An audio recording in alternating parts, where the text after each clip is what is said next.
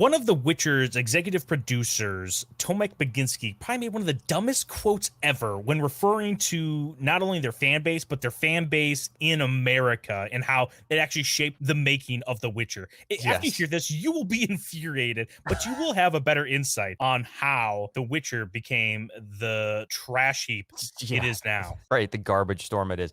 Let's read these comments before we even go into it, I think. Yeah, and smash that like button. Leave a comment down below if you've read these already. If you heard these quotes, what you think of them. Yeah, let us know what you think because it's ridiculous. Okay, so the first one here, he says, this is from him. He said this. When a series is made for a huge mass of viewers with different experiences from different parts of the world, and a large part of them are Americans, these simplifications not only make sense, they are necessary. So, okay, listen. To me, obviously, it's very insulting. It's very insulting.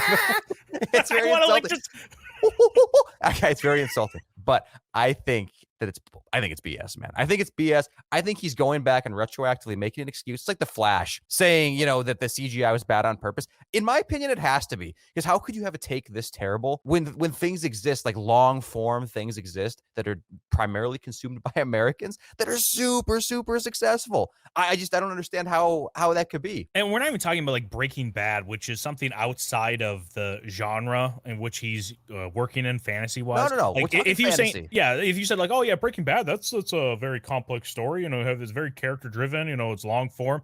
Oh, we can't do that. It's not even close to fantasy. I'm like, if only I could point to one example within the fantasy genre that has been complex, long form storytelling. How many factions and storylines do we have within Game of Thrones, dude? Yes, like, are you that dense? That's what they're like. Oh, it just Well, I don't know what to. the Game of Thrones too. You know what the funny part is too?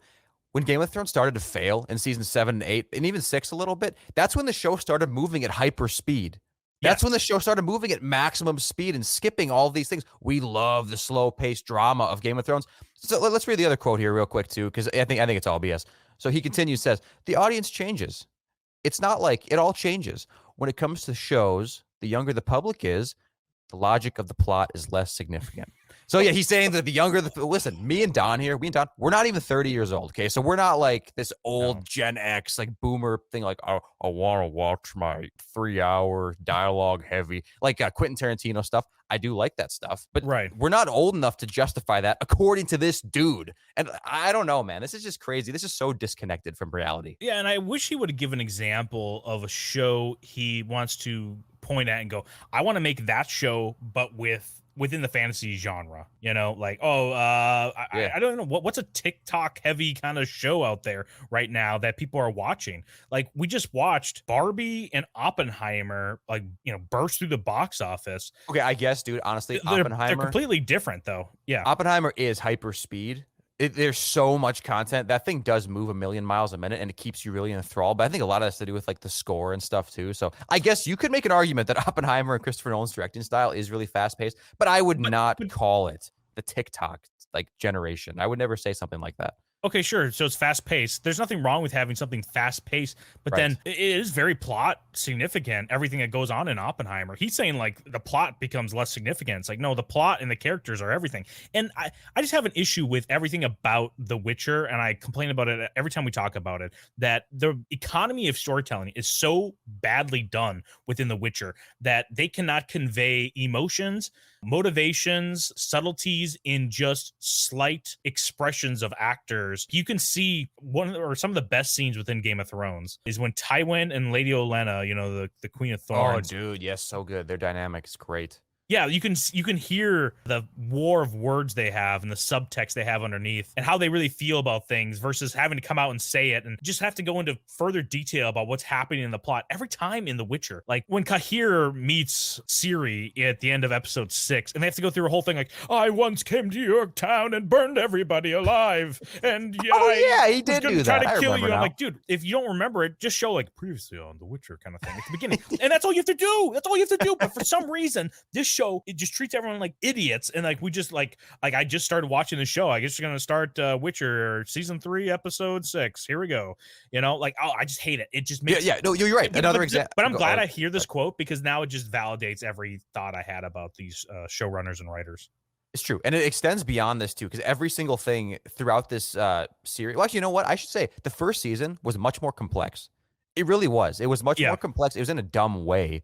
This like weird non-linear like timeline thing that no one knew what was going on. Like I get that was the intention. It was kind of strange, but at least they had some sort of like respect for the audience. I think that we could figure it out. But in season 2 and 3, it's totally not like that at all. They took those complaints way too seriously and assumed stupidity in them, I guess. And now we get things like in season 3, at the beginning of season 3, Geralt is ignoring Yennefer, and Yennefer's like writing notes to Geralt.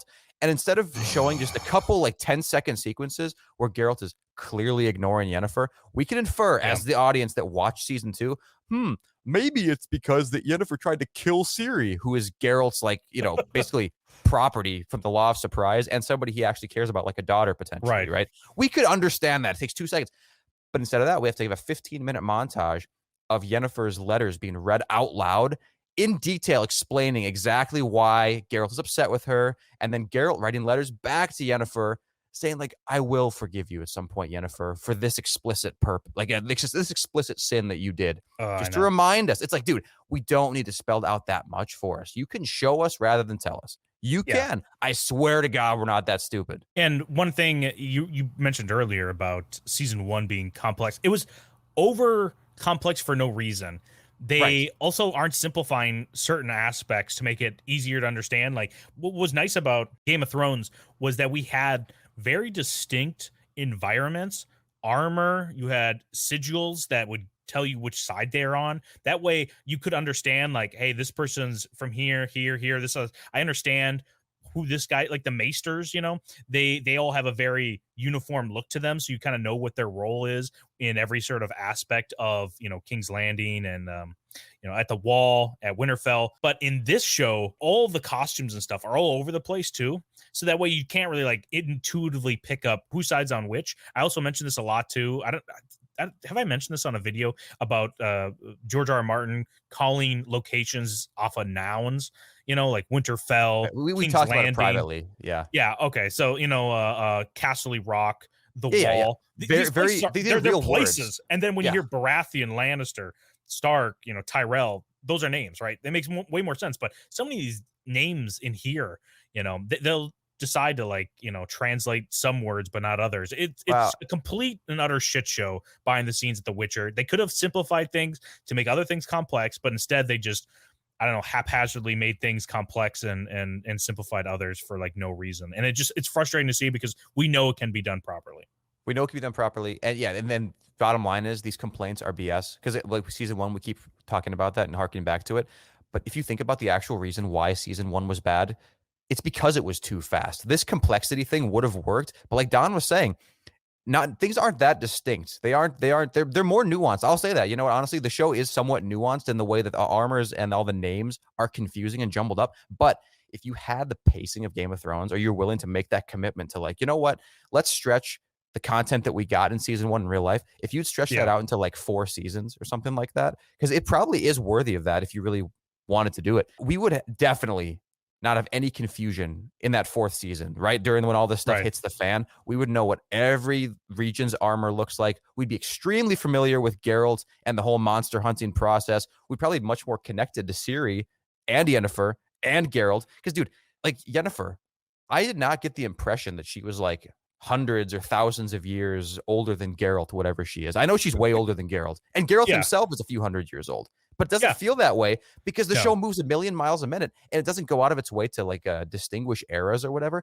Nothing happens. There aren't any consistent characters except for fucking Bard Jaskier, which is like one of the worst characters ever conceived. But even with him, it's like when they show him with Geralt, and then in the next episode we see him without Geralt, and then the episode after that we see him being reunited with Geralt. We assume, oh, okay, that middle episode must have been just a time in the same era where Geralt departed from him, since we see the reunion. But no, it turns out that's like an episode or an era that's a couple hundred years departed. So Jaskier's not even alive at this point. It's like there's no indication of that. And it's like you said, pointless. They're like, could you pick up the subtle hints? I'm like, I'm trying to learn the fucking names around here. Like, you're moving way too fast. And then here we go, season 3.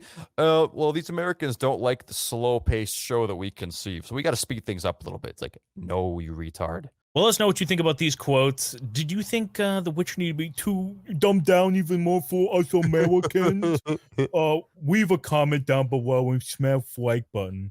I love you guys.